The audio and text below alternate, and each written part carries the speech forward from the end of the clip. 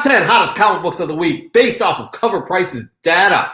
We take every week. We take their top 10 hottest comics that comes out on Monday. We're a show on Friday. We want to talk about that, and then Chris, right there, he checks out this list, and then he picks his 3 favorite books from this list, and just gives you some info on what his thoughts are on it. Because Chris has been in this game for a while, as have I. But Chris is definitely he knows his stuff, and you'll hear about that first. But first, I'm going to read off the top 10 hottest comic books of the week based off of Cover Price's data.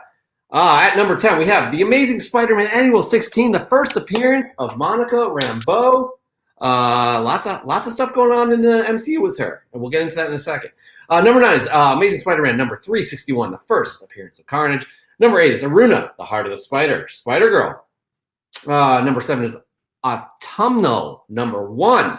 Number 6 is Stillwater, number 1. Number 5 is Amazing Spider-Man 365, the first Spider-Man 2099. Number 4 is Amazing Fantasy number 1. Number 3 is X-Men number 12.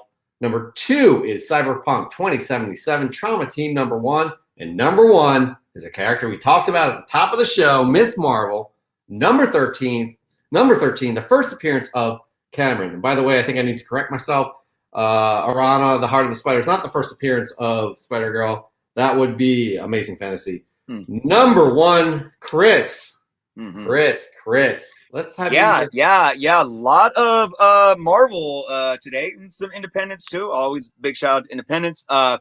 Number 10 on this list is going to be my number 3 pick today, and I know me and you, Jep, have our copies, right? Oh, sure. Yes. What do you got? Newsstand? Yep. Newsstand. Oh, you have newsstand? Yep, newsstand. Now I bought mine about 4 years ago for $7. I believe it was $7. It's I've never pressed it. It's in anywhere from a 9.0 to probably a 9.4 on a good day. It's got a couple of spine ticks, maybe 3 spine ticks, a little bit of ruffle right here that might be able to get pressed out. But definitely a high grade, near mint minus, near mint. Happy to get that for cheap. Because guys, guess what? This book is like what? So I know mine's not a 9.8. I know it's not going to get that high even with the print. But guess what, guys? The first appearance of Monica Rambeau is the new Captain Marvel. Last week, $409 for a CGC 9.8. What? Right? It's crazy, guys. Look, this character has a very interesting history. You know, the legalities of the name Captain Marvel, and Marvel having to fight at that time with needing to keep hold of the IP and trying to throw it on some character is what really gave Monica Rambeau the Captain Marvel title, even though like her powers had nothing to do with Captain Marvel. And she later took on a couple of different names and whatnot that may be really even more fitting to her. But I think this is a character that, you know, had some solid history that gets overlooked. I mean, she led the Avengers for a good period of time, and I believe she's a character that they could do justice to in the MCU. So, I mean, look, I'm not mad that this book is selling for $409 in a CGC 9.8. You know, you talk about things that can be overlooked for a long time, and then there's other variables that come into play that make people go after books. So, I'm hopeful for this book to keep a solid threshold. I believe this hype will kind of dip a little bit. So if you were looking to buy, again, this is one of those books where I say don't go out and try to get a 9.8 right now. Go out and try to look for a raw book in a higher grade that maybe you can clean, press, send off to get pressed, and maybe shoot for a 9.6 or 9.8. You know, you can still find this book for a decent, affordable cost, a raw copy. And I always say this, like, you know, don't just look to eBay, look to marketplaces, but more importantly, go to your LCS stores, look in the back issue bins, and look. You might not never know what you may find. They might have the book sitting in there with the price tag that's still like $10 or under on it, and hey, score, right? So really good book to keep an eye out on, and if you have it, hold on to it, guys. Even though it's at a peak right now, I mean, if it's a 9.8 slab and you want to make a quick buck, maybe whatever. But if you're not really into the flipping thing, hey, hold on to it, because even though I think this is going to dip some and then have some ebb and flow, I think if this character is continuing to do right, this is going to be a book that readers are going to go back to and really start to understand and enjoy this character a lot more. So that's my take on Monica Rambeau. I'm excited for her. As we saw a little snippet of her in the WandaVision trailer. I do believe we talked about that last week. So she could be getting her powers in that show. Big things for her, though. Big things for her. What do we got next, Chris?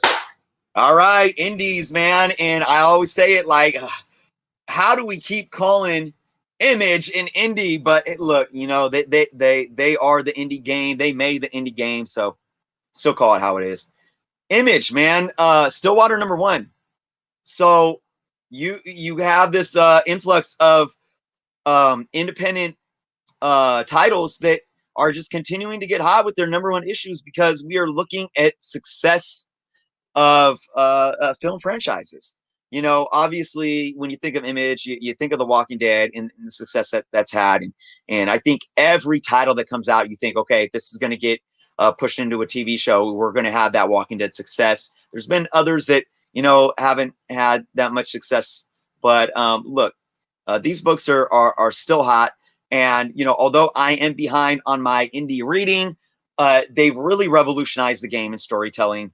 And whether you're not you're buying these because you want to speculate on, or you're just buying them to collect or read the story, cliche saying, you can't go wrong, right? You know, as long as you're not spending an abundant amount of money that makes you uncomfortable.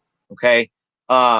So this book right here, keep an eye out for it. This is one of those situations where if a TV show or cinematic release of something like this happens and it bombs, it could ultimately really hurt the monetary value of this book, where people might start trying to sell off their books and something. But who knows? That could be years down the line. Again, you could easily get these books on pre-orders or put them in your pull list at stores if you want to be somebody that speculates on these new indie titles, or saying, hey, I want to look out for new indie titles just because I want something fresh to read. The only thing I know about this book is that I don't know anything about the book other than the fact that I saw that book in my comic book shop, my LCS, and I was like, I want to pick it up. Should I pick it up? I'm not going to pick it up. You know, and I didn't pick it up. So it's a horror genre. It's a horror genre, and I think the horror genre has been doing really well for indies. I know there was who was it? Aftershock that had a horror title in the top 10 this week as well. Boom had a horror title. And, you know, you look at what Marvel's doing with their cinematic universe, starting to bring in horror genre. Again, it's just, you see so many of so much emotion here, where this revolving door continues to happen to just expand the success of comic book industry. And it's a beautiful thing. Well, since it's horror drama, horror genre, I'm not into horror genre, and I'm glad I didn't pick up the book. However, this next book, I do wish I had in my collection, and I don't. Chris, what do we got? Well, my #1 has to be the #1 on the list, and that's Miss Marvel, #13. This is the first appearance of a character named KAMRAN. Now, heavily speculated right now that this character will be showing up in the Disney Plus show. So what happens? The book sales skyrocket.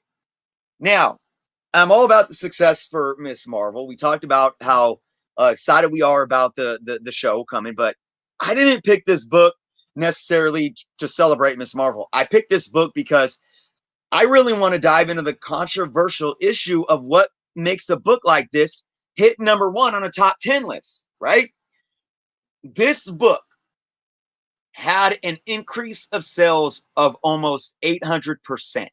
Hold on. No, don't leave the live stream and go rush to eBay and start paying $100 for this book.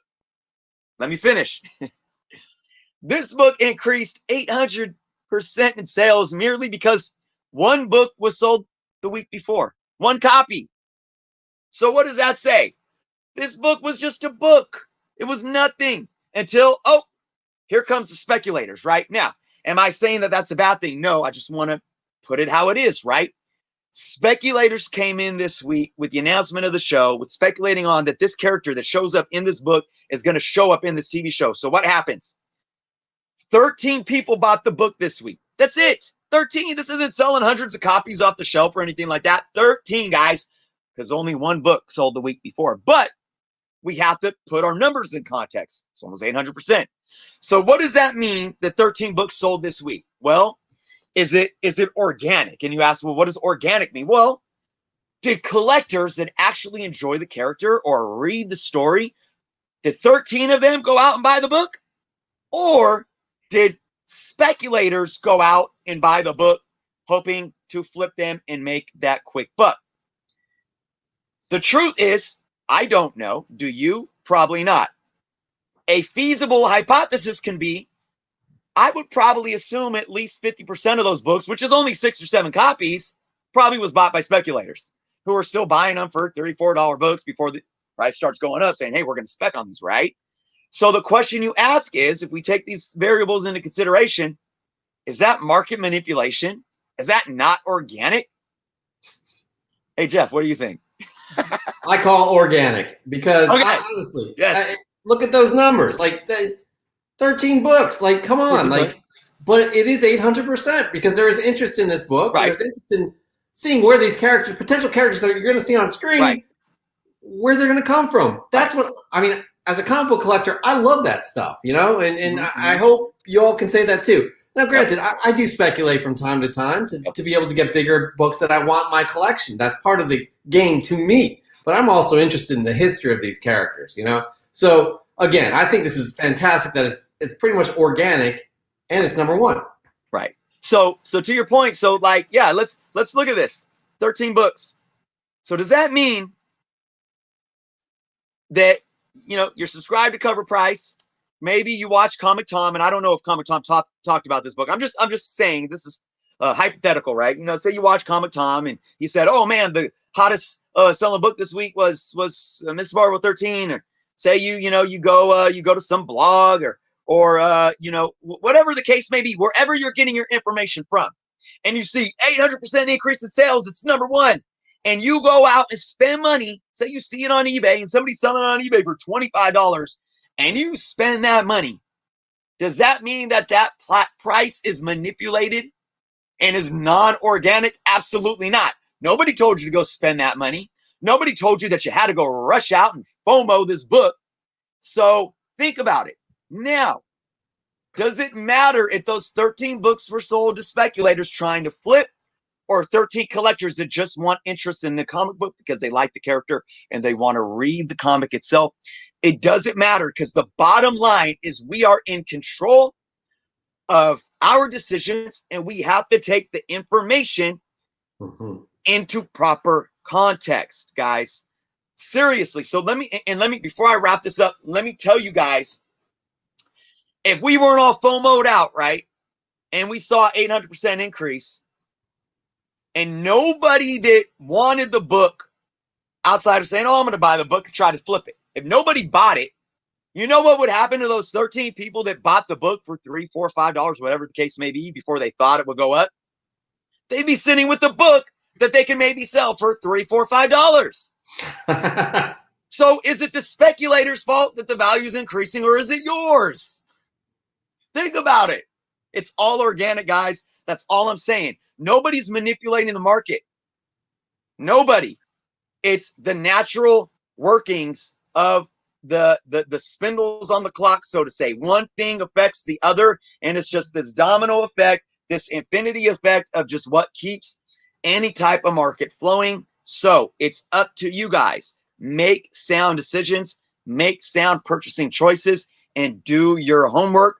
Don't take things at face value and not understand the context of them.